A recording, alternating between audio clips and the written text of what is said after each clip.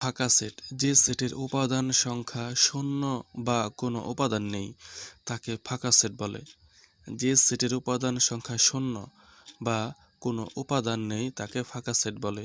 এই সেটকে ফাঁকা, এই যে সেকেন্ড ব্র্যাকেট দিয়ে মাঝখানে কিছু নাই এভাবে লেখা যায়, বা ফাঁকা এই চিহ্ন দ্বারা প্রকাশ করা হয়। যেমন x elements of N, N মানে স্বাভাবিক সংখ্যা, 1 থেকে শুরু হয়, 1 2 3 4 ডট ডট, স্বাভাবিক সংখ্যা সব। এক্সটা হচ্ছে সব স্বাভাবিক সংখ্যা। তাহলে এখানে বলে দিয়েছে আবার শর্ত যে 10 থেকে বড়, 11 থেকে ছোট, মানে 10 থেকে বড়, 11 থেকে ছোট স্বাভাবিক সংখ্যা। তাহলে 10 থেকে বড়, 11 থেকে ছোট তো কোনো স্বাভাবিক সংখ্যা নাই। 10-এর বড় তো 10-এর পরেই তো 11, 11-এর পরে হচ্ছে 12, তাই না? তো 10-এর পরে 11-এর আগে তো কোনো স্বাভাবিক সংখ্যা নাই, তার মানে এটা হবে একটা ফাঁকা সেট, কোনো উপাদান নাই। আবার হচ্ছে x elements of N such that x মৌলিক সংখ্যা এবং 23 থেকে বড়, 29 থেকে ছোট।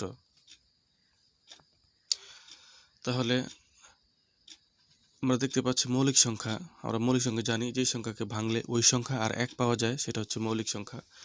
কিন্তু এখানে মানে 23 থেকে বড়, 29 থেকে ছোট মৌলিক কোনো সংখ্যা নাই। এখানে কোনো মৌলিক সংখ্যা নাই, তার মানে এই সেটের উপাদান কি হবে? খালি, মানে কোনো উপাদান নাই, শূন্য হবে। এটি হচ্ছে আমাদের ফাঁকা সেট। সেটের সমতা, সেটের সমতা, দুইটি সেটের উপাদান একই হলে সেট দুইটিকে সমান বলা হয়। দুইটি সেটের উপাদান একই হলে সেট দুইটিকে সমান বলা হয়। যেমন এ এর উপাদান হচ্ছে 357 এবং বি এর উপাদান হচ্ছে 537। যদিও এলোমেলো দেওয়া, কিন্তু একই উপাদান তো একই, 357 537 উপাদান, কিন্তু ভিতরে দুটোটার একই রকম উপাদান। তাহলে দুটি সমান সেট এবং এ সমান বি চিহ্ন দ্বারা লেখা হয়। দুইটি সমান সেট এবং এ সমান বি চিহ্ন দ্বারা লেখা হয়। এটা হচ্ছে আমাদের সেটের সমতা, অর্থাৎ দুইটার ভিতরে সমান উপাদান, একই উপাদান থাকবে। সেটের অন্তর, সেটের অন্তর, কোনো সেট থেকে অন্য একটি সেট বাদ দিলে যে সেট গঠিত হয় তাকে বাদ সেট বলে, তাকে বাদ সেট বলে। এ বাদ বি কে এ বাদ বি সেট বলা হয়। বি এর সকল উপাদান বর্জন করে এ এর অন্য উপাদান নিয়ে এ বাদ বি গঠন করা হয়। মনে করি এ এর উপাদান হচ্ছে এখানে দেওয়া আছে 1 3 4 5 এবং বি এর উপাদান দেওয়া আছে 3 5, এটা হচ্ছে বি এর উপাদান।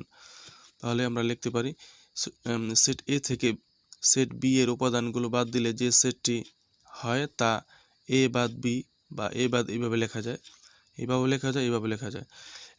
এর উপাদান লাগবে এখানে, বি এর উপাদান লাগবে এখানে। এবার বি এর উপাদানগুলো বাদ যাবে, 3 5 এটা বাদ যাবে, 3 5 বাদ গেলে কি থাকে? 1 2 4, 1 2 4, এটা হচ্ছে আমাদের কাঙ্ক্ষিত উপাদান, যেটা আমরা চাচ্ছিলাম সেটাই। এ বাদ বি হচ্ছে এটা, অর্থাৎ বি এর উপাদানগুলো সবসময় এ থেকে বাদ যাবে, গিয়ে যেটা থাকবে সেটা এখানে লিখে দেব।